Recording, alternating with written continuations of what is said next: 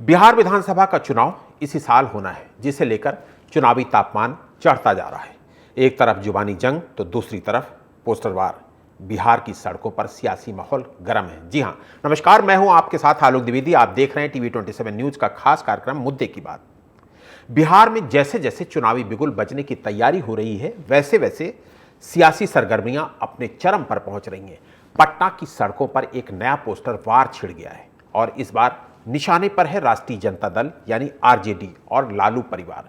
RJD दफ्तर के ठीक सामने लगे पोस्टरों ने सियासी हलकों में हलचल मचा दी है। इन पोस्टरों में लालू यादव, राबड़ी देवी, तेजस्वी यादव और तेज प्रताप यादव की तस्वीरें हैं। बड़े बड़े अक्षरों में लिखा है कि सनातन के दुश्मनों को भूलेगा नहीं बिहार। लालू ने रोकी थी श्री राम रथ यात्रा, तेजस्वी ने राम मंदिर का उड़ाया था मजाक। इतना ही नहीं, पोस्टर में एक खास क्यूआर कोड भी छपा है, जिसे स्कैन करने पर भूलेगा नहीं बिहार नाम का पेज खुलता है। इस पेज पर आरजेडी शासन के दौरान तथा कथित जंगल राज की कहानियां बयां की गई हैं। ये पोस्टर सिर्फ तस्वीरें और नारे नहीं, बल्कि एक सोची समझी रणनीति का हिस्सा नजर आते हैं। क्यूआर कोड का इस्तेमाल इस बात का सबूत है कि सियासत अब डिजिटल युग में कदम रख चुकी है। लोग अपने फोन से कोड स्कैन कर सीधे उस पेज तक पहुंच रहे हैं जहां आरजेडी पर संगीन आरोप लगाए गए हैं। लेकिन सवाल यह है कि यह पोस्टर लगवाए किसने? अभी तक इसकी जिम्मेदारी किसी ने नहीं ली है। क्या यह किसी राजनीतिक दल की शरारत है या फिर कोई नया सियासी दांव? बिहार की जनता के बीच ये सवाल चर्चा का विषय बन गया है। एक तरफ जहां ये पोस्टर आरजेडी को सनातन विरोधी और जंगल राज का प्रतीक बताकर घेर रहे हैं, वहीं दूसरी ओर आरजेडी भी चुप नहीं बैठी है। पार्टी वक्फ कानून के समर्थन को लेकर मुख्यमंत्री नीतीश कुमार और एनडीए को मुस्लिम विरोधी करार दे रही है। ये सियासी तीर दोनों तरफ से चल रहे हैं और हर पक्ष जनता की भावनाओं को भुनाने में कोई कोर कसर नहीं छोड़ रहा है। इधर बीजेपी ने भी आरजेडी पर हमला तेज कर दिया है। बीजेपी ने तेजस्वी यादव को आड़े हाथों लेते हुए कहा है कि वो मुस्लिम समुदाय को बरगलाने की कोशिश कर रहे हैं। बिहार की सियासत अब पूरी तरह से चुनावी रंग में आ चुकी है। पोस्टर, नारे और डिजिटल दांव ये सब बता रहे हैं कि इस बार का चुनावी रण आसान नहीं होगा। ऐसे में मुद्दे की बात में सवाल यह है कि जनता इन सियासी हथकंडों को कितना गंभीरता से लेगी। क्या पोस्टर और क्यूआर कोड वोटों में तब्दील होंगे या ये सिर्फ सियासी शोर बनकर रह जाएंगे? पोस्टर वार के साथ डिजिटल वार चुनावी मौसम में कितना असरदार साबित होगा? क्या वाकई धर्म की रक्षा और सच्चाई से रूबरू कराना है या एक दूसरे की छवि को खराब कर वोट साधना है?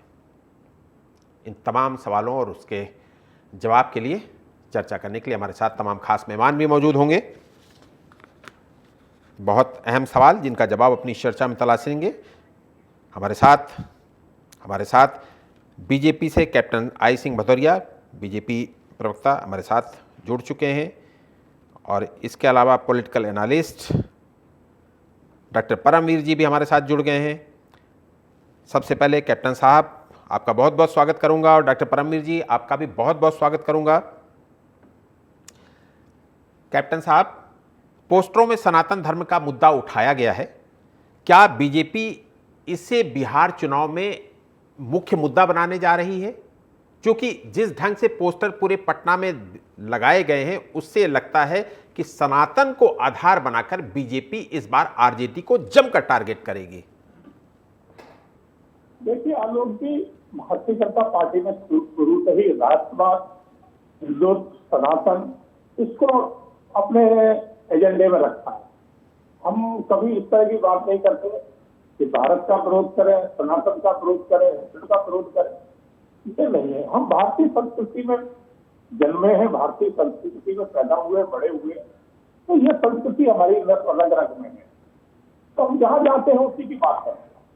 तो बीजेपी की तो मुख्य पहचान ही भारतीय संस्कृति है, सनातन है, तो हमें तो इसकी बात करना पड़ेगी ना। तो राम मंदिर की बात रही थी, इस बात था सभी ने किया था, मगर राम मंदिर हमारे एजेंडा में था और हमने लास्ट तक उसकी लड़ाई लड़ी और राम मंदिर को बना के पूरा किया, खड़ा किया। इसी तरह से हमने हिंदुत्व के लिए पूरे देश को एकजुट करने के लिए जम्मू कश्मीर से 370 हटाई। इन लोगों ने उसका भी विरोध किया। इसलिए हम देश हित में आपने देखा होगा वो वक्फ बोर्ड को जो हमने कानून बना के उसको उसमें जो थोड़ा बदलाव किया है, वो भारत के सनातन के हिंदुत्व के लिए किया है। तो हम हर वो कार्य करते हैं जो भारत में हिंदुत्व के लिए और सनातन के लिए जरूरी है। हम विदेशी लोग नहीं है जो विदेश की बात करेंगे, हम इसी देश के हैं, सनातन हमारा धर्म है, तो हम सनातन को ही बात करेंगे। और जो सनातन का जानते ही नहीं है तो वो सनातन की क्या बात करेंगे। वो तो सेकुलरिज्म का जामा पहनते, सेकुलर शब्द हमारे संविधान में ही नहीं था। बाबा साहब भीमराव अम्बेडकर ने जब संविधान लिखा उसमें कहीं सेकुलर का शब्द हो तो बता दो। ये कहां से लाया गया, ये कौन लोग लेके आए और क्या मनसा से लेके आए, तो ये विचार नहीं है। मगर हमारा जो है क्लियर एजेंडा है, हम सनातनी लोग हैं और सनातन को हर जगह लेके चलेंगे। हम राष्ट्र की बात करते हैं, राष्ट्रहित की बात करते हैं, और ये जो लोग बात करते हैं वो देश तोड़ने वाली बात करते हैं, सेकुलरिज्म की लेके देश को तोड़ने की बात करते हैं। जी ठीक है, ठीक है कैप्टन साहब, बने रहिए आप हमारे साथ। संजय रंजन जी भी हमारे साथ जुड़ गए हैं, आरजेडी प्रवक्ता है। संजय रंजन जी, पोस्टरों में आरजेडी को सनातन विरोधी बताया जा रहा है, क्या ये एक साजिश है? और इसका जवाब, इसका काउंटर आप कैसे करेंगे?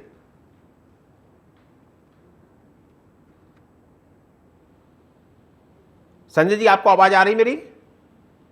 जी जी आ रही। आपने मेरा सवाल सुन लिया? नहीं, सवाल नहीं, सवाल दोहरा।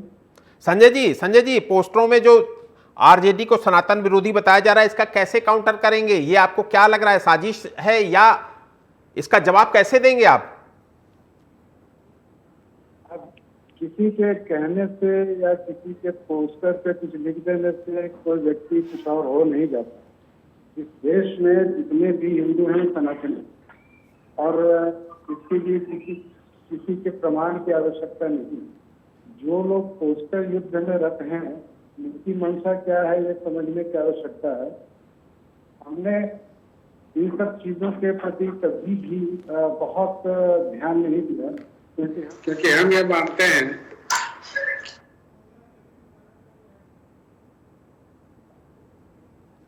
संजय जी, आपकी आवाज नहीं आ पा रही क्लियर।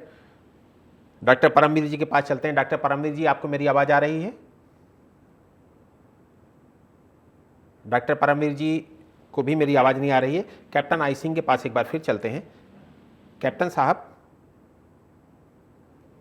साहब, क्यूआर कोड, डिजिटल रणनीति, ये बीजेपी की रणनीति का एक हिस्सा है। क्योंकि देखिए, इस मामले में सोशल मीडिया के मामले में बीजेपी बहुत आगे है। तो क्या ये जो आपके पास एक तरीके से मजबूत रणनीति है, इस रणनीति का उपयोग आप बिहार चुनाव में भी करने जा रहे हैं? क्योंकि अभी से अब दिखने लगा, डिजिटल वॉर दिखने लगी वहां पर। देखिए आलोक जी, भारतीय जनता पार्टी और माननीय हमारे प्रधानमंत्री नरेंद्र मोदी जी 2014 के बाद आए, हमने यहाँ पर वो चीजें लेके आए जो लोगों ने सोचा नहीं। जैसे डिजिटल, हमने आज पूरा देश को डिजिटल बना दिया है। एक छोटे से छोटा आप सब्जी वाला और एक रिक्शा वाला है, अब वो भी जो है ना डिजिटल पेमेंट लेता है। तो आज जेब में कैश रखने की जरूरत नहीं है, कोई चोरों का, कोई जेब कतरों का खतरा नहीं है, कोई लूट का खतरा नहीं है। इसी तरह से हमने हर चीज को डिजिटल बनाया है और आगे भी हमारी मंशा यही है, क्योंकि हम चाहते हैं हमारा देश आने वाले समय में विश्व गुरु बने, नंबर 1 की इकोनॉमी बने, ना कि जो है ना ये पहले। मगर इन लोगों की सोच वही पर रह जाती है, क्योंकि ये देश के लिए नहीं करते। ये सारी पार्टियां, बिहार में आरजेडी है, एक परिवार की पार्टी हो, परिवार के आगे सोचना जानती नहीं है।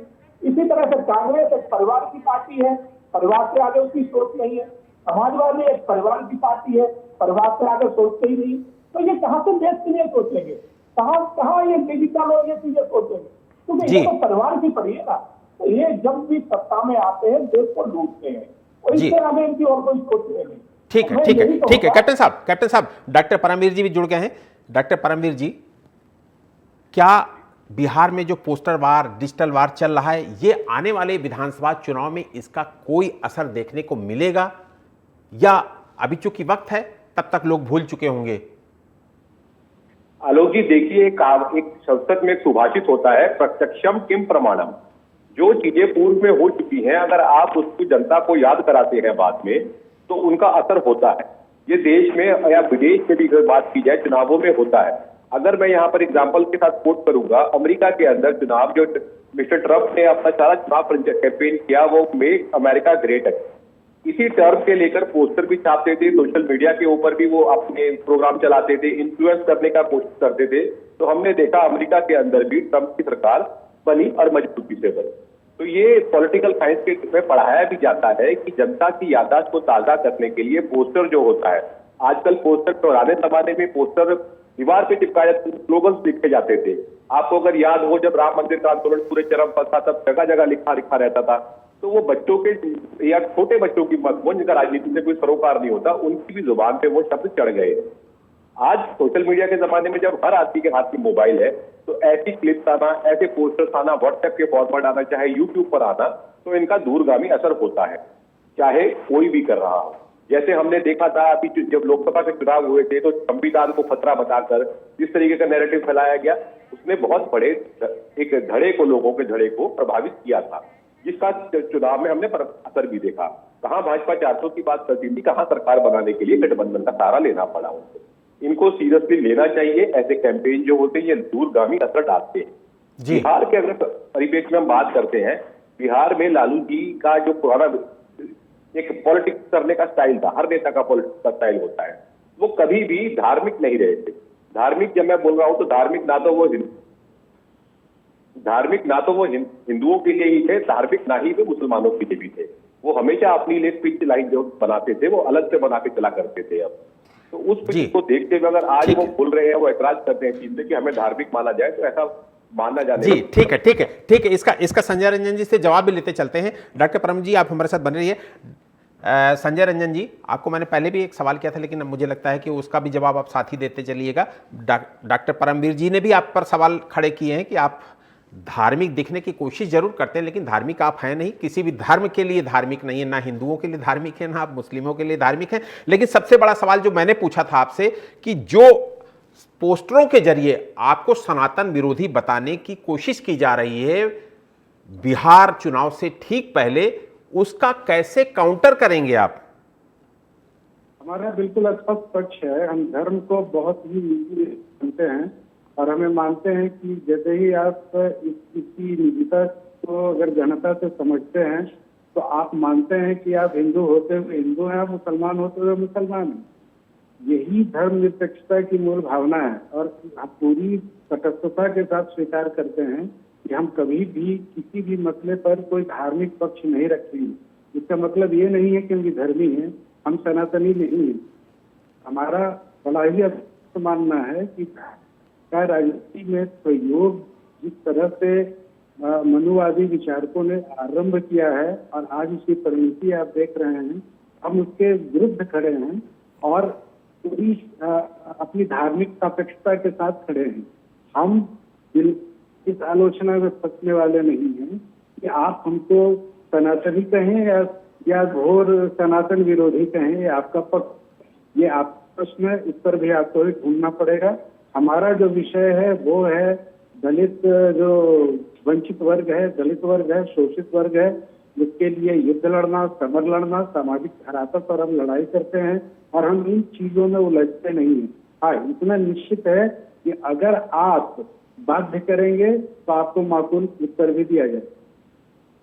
जी, कैप्टन आई सिंह जी भी जुड़ गए। कैप्टन आई सिंह, ये एक सवाल आपसे और फिर ले लेता हूं एक बार। क्या सनातन और जंगल राज, क्योंकि ये आप टारगेट करते हैं कि लालू फैमिली आरजेडी सनातन विरोधी है, दूसरा जंगल राज से उनको कनेक्ट करते हैं, कहीं ऐसा तो नहीं कि इन दोनों मुद्दों को आप उकेर कर विकास के मुद्दे को साइड में रख देते हैं? देखिए आलोक जी, आपने देखा होगा कि सनातन विरोधी तो सामने ही नजर आ जाते हैं। अभी जैसे ये रमजान चल रहा था, इश्तिहार की पार्टी देने के लिए लालू जी और उनके सपुत्र गोल टोपी लगा के बड़े आदर के साथ पार्टियों में जा रहे थे, तैयार रह रहे थे। और दूसरी तरफ राम मंदिर बन के 2 साल हो गए, अभी तक नहीं गए दर्शन करने। और देश का इतना बड़ा महापर्व कुंभ, जिसमें विदेश से भी 50 लाख लोग आए, भारत से तो 67 करोड़, हर घर से कम 3 लोग महाकुंभ नहाने गए, मगर लालू के प्रभाव से कोई नहीं आया। तो यही तो सनातन विरोध है, और क्या है कि आप सनातन को आप बैन करते हैं और दूसरी तरफ आप गोल टोपी लगा के रमजान में बड़े इश्तिहार की पार्टी देते हैं। तो ये क्या दिखाई शो करता है? तो आपकी मनसा तो सामने दिखाई दे रही है कि आप सनातन विरोधी हो और कहते हो। और दूसरी बात, जंगल राज आपने देखा नहीं है कि नीतीश जी हमारे साथ छोड़ के इनके साथ सरकार में गए थे, आज जैसे ही वो पहुंचे इनके हाथ में सत्ता आई कि जंगल राज शुरू हो गया था। एक इनके पार्टी के कार्यकर्ता ने 15 किलोमीटर मोटरसाइकिल पे बैठ के तड़ातड़ फायर करे और पुलिस ने उसको रोका नहीं था, क्योंकि जंगल राज शुरू हो चुका था। जी जी, ठीक तो लालू परिवार जब तक प्यार में रहा है, जंगल राज वहां डेली लूट हत्याएं और फिरौती तो वहां आम बात हो जाती है। तो यही जंगल राज है। आप लालू एक बार सत्ता दे दो, बिहार का कहा, इसी बिहार को लोग ये कहा करते थे अगर कहीं केलकटा बंगाल साइड जाना है कि बीच में बिहार ना पड़े तो वो सफर बहुत अच्छा है। जी, ठीक है। तो कैप्टन साहब आपके पास आऊंगा। संदीप त्रिपाठी जी भी हमारे साथ जुड़े हुए हैं, कांग्रेस प्रवक्ता हैं, उनसे भी एक सवाल लेता हूं। संदीप जी, कल आप लोगों ने एक बड़ी रैली की, बड़ी प्रदर्शन किया वहां पर, और बहुत महत्वपूर्ण मुद्दा, रोजगार का मुद्दा और पलायन का मुद्दा, उस मुद्दे को लेकर आपने प्रदर्शन किया और एक माहौल बनाया वहां पर कि हालांकि वहाँ पर मुद्दे तमाम सारे हैं, आप देख ही रहे हैं कि एक नई चीज़ें शुरू हुई, वहाँ पर पोस्टर वार शुरू हुआ, डिजिटल वार शुरू हुआ, और पोस्टर में वक्फ कानून को लेकर, सनातन को लेकर एक दूसरे को घेरने की कोशिश की जा रही है। कांग्रेस का क्या इन दोनों के बीच में, एक तरफ आरजेडी लड़ रही है, वो वक्फ कानून के जरिए बीजेपी को घेरने की कोशिश कर रही है, बीजेपी सनातन विरोधी बताकर लालू फैमिली को टारगेट कर रही है, इस बीच कांग्रेस की क्या स्थिति है? कांग्रेस ने जो शुरुआत की है, क्या उस शुरुआत से उसको लाभ मिलेगा? देखिए आलोक जी, पहली बात तो बेरोजगारी का मुद्दा बिहार ही नहीं पूरे देश का मुद्दा है और बहुत ही गंभीर समस्या है। जिस तरीके से हमारे देश के प्रधानमंत्री जी ने कहा था कि 2 करोड़ रोजगार वो हर वर्ष देंगे, लेकिन वो पूर्णतः विफल साबित हुए हैं। और आप देखिए बिहार तो पहले से जिसकी बात बीमारू राज्य की बात कही जाती थी, वहां पर बहुत सारी ऐसी चीजें थी जो कि जब झारखंड बना तो नेचुरल रिसोर्सेज ज्यादातर झारखंड के पास चले गए, तो उसको एक डिमांड थी जो है बिहार को स्पेशल राज्य का दर्जा की डिमांड थी, जिसकी मांग लगातार जब मोदी जी यूपीए का शासन था तब भी करते थे, और उसके बाद जब से मोदी जी का शासन आया वो लगातार जो है इस बात की डिमांड करते रहे, लेकिन वो पता नहीं कैसे वो आवाज दबा दी गई। ये आपने पोस्टर वार का जिक्र किया लोग जी, तो आवाज वो कैसे दबा दी गई कि वो आवाज बंद हो गई।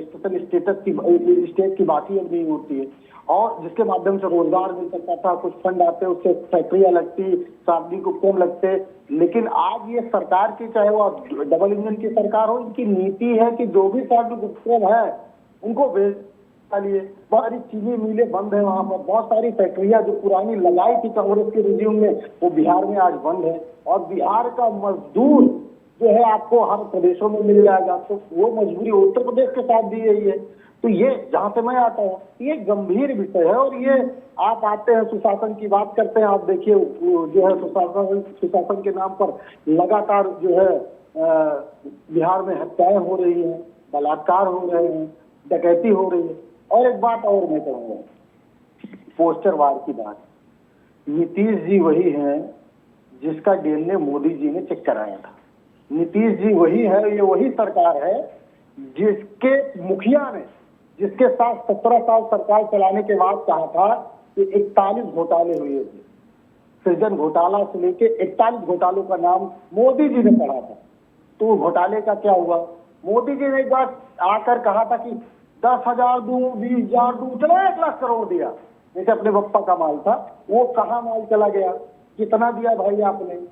तो ये सारे सवाल मूलभूत है। और कल जिस तरीके से हमने प्रदर्शन करने का हमारा कोई उद्देश्य नहीं था, हम सिर्फ अपनी बात एक जिला स्तर से जो हम एक यात्रा निकालते हैं, एक मुद्दे को लेकर बहुत सारे युवा मिलते हैं, अपनी समस्याएं बताते हैं, अलग सारी बातें आती है, जी। हम उन सारी बातों को ले जाकर सिर्फ मुख्यमंत्री जी के संज्ञान में लाना चाहते थे, इसमें जी। कौन सा अपराध था? ठीक है, उनको ठीक है, आना ठीक चाहिए था, बात सुननी चाहिए ठीक थी। ठीक है, ठीक है संदीप भाई। जो कहते हैं कि जो है लोकतंत्र के मसीहा हैं, उन्हीं का कोई नेता आकर सुन लेता जी। भाई आप समस्या दीजिए, हम इसको संज्ञान में लेंगे। ठीक है, ठीक। ये संदीप भाई, लोकतंत्र संदीप के भाई, सारे संदीप भाई, संदीप भाई आपके पास आऊंगा। संजय रंजन जी से एक सवाल लेता हूं। संजय रंजन जी, जिस तरीके से लालू जी की फैमिली को पर्सनल टारगेट किया गया है इस पोस्टर वार के जरिए, क्या आप लोग कानूनी प्रक्रिया में आगे बढ़ेंगे? क्योंकि अभी तक किसी संगठन ने इसकी जिम्मेदारी नहीं ली है कि किसने ये पोस्टर लगाए हैं। इसी से ये पता चलता है कि कितने गैर जिम्मेदार लोग हैं। मैं ये कहता हूँ कि इन सब चीजों का उत्तर बहुत जल्दी इनको मिलने वाला है। अक्टूबर नवंबर में चुनावों की घोषणा जैसे ही होगी, हम सामाजिक क्षेत्रों में जाएंगे और तब इनसे पूछेंगे प्रश्न कि आखिर आप अगर किसी को विधर्मी कहते हैं तो इसके पीछे आपके पास कोई ठोस तर्क है क्या?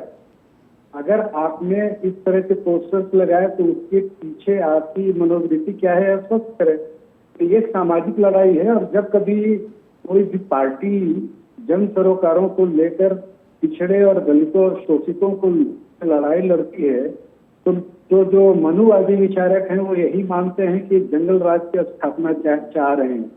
जंगल राज्य उसी को दरअसल कहते हैं। पिछड़ों का शासन, दलितों का शासन, शोषितों का शासन इन्हें स्वीकार्य नहीं है। और ये जो अस्वीकृति है यह हिंसक रूप से प्रकट हो तरह के पोस्टरों में, मैं ये कहूँ कि इनको इसका उत्तर देना पड़ेगा। और इस बार जबरदस्त तरीके से हम इन प्रश्नों को लेकर जनता के बीच में जाएंगे और इनसे पूछेंगे। और जब ये घिरेंगे तो इनको रास्ता नहीं दिखेगा, क्योंकि इनके पास विकास के विषय बात करने के लिए कोई बात है नहीं। 2019 के चुनावों में जब तेजस्वी जी ने कहा कि हमारा पहला और सबसे बड़ा विषय ये है कि हम 10 लाख युवाओं को रोजगार देंगे, और जब 17 महीने का अवसर मिला तब हमने के साथ को आगे किया, फोकस में रखा, जिसकी वजह से आज लगभग 7 लाख नौकरियां मिली। मैं ये कहता हूँ कि बात नहीं करते, ये सरकारी जो पद हैं जो समाप्त होते जा रहे हैं उनकी बात नहीं करते हैं, और ये कहते हैं कि लालू परिवार विधर्मी है।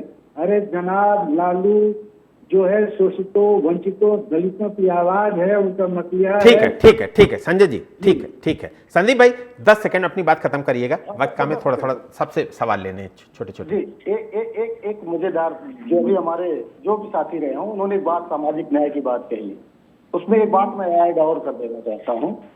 उन्होंने कहा कि असुरों का जंगल राज यही है कि जब कोई दलित और वो फला फला शासन कर लेता है। साहब एक बात इसमें और ऐड कर लीजिएगा और उसको गंभीरता से पढ़िएगा, और आप भी गुमराह मत होइएगा, उसमें ब्राह्मण भी जोड़ लीजिएगा। जब ब्राह्मण राजा बनता है तो राक्षस हो जाता है, और जितने भी अब तक राक्षस हुए हैं वो सारे शिवभक्त ब्राह्मण या दलित या शूद्र वर्ग के रहे हैं, जो वर्ग रहा है इस समय का। अगर आप पढ़ेंगे तो जितने राक्षस रहे हैं वो शिवभक्त और ब्राह्मण या शूद्र वर्ग से रहे हैं। ये किसकी साजिश रही है? मनुवाद की परिभाषा में हम ये कहते हैं कि सबसे सर्वाधिक अन्याय अगर किसी के साथ हुआ के साथ हुआ है। अगर सर्वाधिक अन्याय किसी के साथ मनुवादी ने किया है, मनु ने किया है, राजा मनु ने किया है, तो ब्राह्मणों के साथ किया है। तो साहब हम आपके साथ हैं जी। ठीक है, ठीक है, ठीक संदीप भाई, ठीक। डॉक्टर परमवीर जी, बिहार की जरूरत इस समय विकास है, बिहार की जरूरत इस समय रोजगार है, बिहार की सबसे बड़ी जरूरत यह है कि वहां जो पलायन युवाओं का हो रहा है उसे रोका जाए। इन पर बात करने की बजाय अगर वक्त पर बातचीत होती है, इस सनातन कौन सनातनी है नहीं है इस पर बातचीत होती है, तो मुझे लगता है किसी भी पॉलिटिकल पार्टी के लिए ठीक नहीं होगा। डॉक्टर परमवीर जी। आलोक जी, अभी देखिए बात हो रही थी बिहार की जरूरतें क्या है। देखिए हमें भूलना नहीं चाहिए कि बिहार राज्य क्या है या बिहार क्या चीज है। बिहार को समझना है तो सम्राट अशोक बिहार से थे, शेरशाह सूरी अगर मुगल सम्राट में आ रहे तो वो बिहार से थे। उसके बाद जितना IAS लॉबी देखिए पूरे भारतवर्ष में वो बिहारी ही होता है। पढ़ाई लिखाई में साइंटिस्ट मिल जाएगा आपको। तो ऐसा क्या हो गया कि इतनी आगे पहुंची हुई कम्युनिटी आज बात कर रही है पिछड़ेपन की? इन बातों का कारण है साहब, आप राजनीति के अंदर पीढ़ी दर पीढ़ी सामाजिक न्याय की बात करते हुए कि पिछड़ों का प्रतिनिधित्व करता हूं, इनके लिए लड़ाई लड़ रहा हूं, वो कुछ नहीं रहा है। हाँ, एक चीज का बहुत अंतर आया है कि जो लोग किराए के मकान में रहते थे वो आज करोड़ों रुपए की तो गाड़ी में घूमते हैं, हजारों करोड़ की संपत्ति के मालिक वो हो गए हैं पिछड़ों की लड़ाई लड़ते हुए। तो ये मॉडर्न, वैसे मैं मनुवाद तो जो लोग बुरा मानते हैं, ये मॉडर्न मनुवाद का उदाहरण है। पिछड़ों की लड़ाई लड़ते लड़ते एक आदमी अपने जीवन काल में ही खरबों रुपए की संपत्ति का मालिक बन गया, ये मनुवाद है। मनमोहन सिंह, डॉक्टर मनमोहन सिंह ने एक शेर पढ़ा था पार्लियामेंट के अंदर, तू इधर उधर की बात ना कर, ये बता कि काफिला क्यों लूटा। तो वो काफिला किसने लूटा था? कांग्रेस के जब काल सेंटर में यूपीए सरकार थी, उस समय बिहार में लालू जी के ऊपर सीबीआई की जांच चली थी, वहीं से वो दोषी सिद्ध हुए थे। दोषी सिद्ध हुए थे चारा स्कैम में, कांग्रेस की सरकार थी वहां पर। ताना बाना कांग्रेस का लालू परिवार का बिगड़ा तो उन्होंने उनकी एयरपोर्ट पर एंट्री, उसको ब्लैक टारगेट एंट्री बोलते हैं कि आप गाड़ी में सीधा हवाई जहाज के गेट तक पहुंच जाइए, वो लालू जी की बंद करने वाली कांग्रेस थी। लेकिन आज आप राजनीति ने करवट बदली है, दोनों एक थाली के अंदर बैठे। कोई आदमी पूरे भारत में से, उसके लिए विशेषज्ञ होने की जरूरत नहीं है, वो बताए कि क्या बिहार का जो माफिया सिस्टम था उससे पूरे देश के थर-थर कांपता था, नहीं कांपता था। बिहार की जो माफिया थे उनके पास ऐसे हथियार थे जो सेना के पास होते हैं, ऑटोमेटिक वेपन्स जिनको बोलते हैं, सेना के पास होते थे। गाड़ी की साइड ना देने की वजह से बिहार में गोली मार के मार दिया जाता था और कुछ नहीं होता था। एमबीबीएस की छात्रा के साथ एक लालू कालू टाइप को याद, सबको याद होगा, आईएएस की पत्नी थी या बेटी थी, उनके साथ बलात्कार हुआ था, कुछ नहीं हुआ था। गोपालगंज के डीएम को गोली मार दी गई थी ड्यूटी के ऊपर। तो जंगल राज तो साहब ये है। आज अगर कोई अभी बिहार में बस में ट्रेन से जावे अपना, वो वहां पे सड़क देखे, मैं ये नहीं कहता हूं कि पर्याप्त विकास हुआ है, कमी है, लेकिन हो रहा है। ठीक है संदीप भाई, 10 सेकंड, बहुत आप संक्षिप्त में बोलिएगा, आप फिर लंबा खींच देते हैं। अरे परमवीर जी, यहाँ सुबोध सिंह की हत्या हुई उत्तर प्रदेश में, क्या हुआ महाराज? यहाँ अखाड़ा परिषद के अध्यक्ष की नरेंद्र गिरी की हत्या हुई, क्या हुआ महाराज? कमलेश तिवारी, हिंदू महासभा का बड़ा नेता, हिंदूवादी नेता, हत्या हुई, क्या हुआ महाराज? कम से कम 1000 ब्राह्मणों की हत्या हुई, क्या हुआ महाराज? ये नहीं दिखेगा, इसलिए कि स्वजाति है। ठीक है, वक्त हमें इतने की इजाजत देता है संदीप भाई, वक्त हमें इतने की इजाजत देता है। संदीप भाई आपका शुक्रिया करूंगा, कैप्टन साहब आपका भी बहुत बहुत शुक्रिया, संजय रंजन जी आपका भी बहुत शुक्रिया, और डॉक्टर परमवीर जी आपका भी बहुत शुक्रिया। बिहार में चुनावी बिगुल कभी भी बच सकता है, जिसे लेकर राजनीतिक पार्टियां सियासी चाल चलने लगी हैं। जुबानी जंग से लेकर पोस्टर वार और अब डिजिटल दौर को भी अपनी राजनीति में शामिल कर चुकी हैं। अब देखना यह होगा कि सभी पार्टी एक दूसरे की छवि खराब कर बिहार विधानसभा चुनाव लड़ेंगे या जनता के हितों का मुद्दा उठाएंगे। फिलहाल इसका फैसला तो बिहार की जनता ही करेगी, किसको बिहार की गद्दी पर बैठना है, किसको सत्ता से बाहर करना है। मुझे दीजिए इजाजत। देश और दुनिया की तमाम छोटी बड़ी खबरों को देखने के लिए आप बने रहिए TV 27 न्यूज़ के साथ। नमस्कार।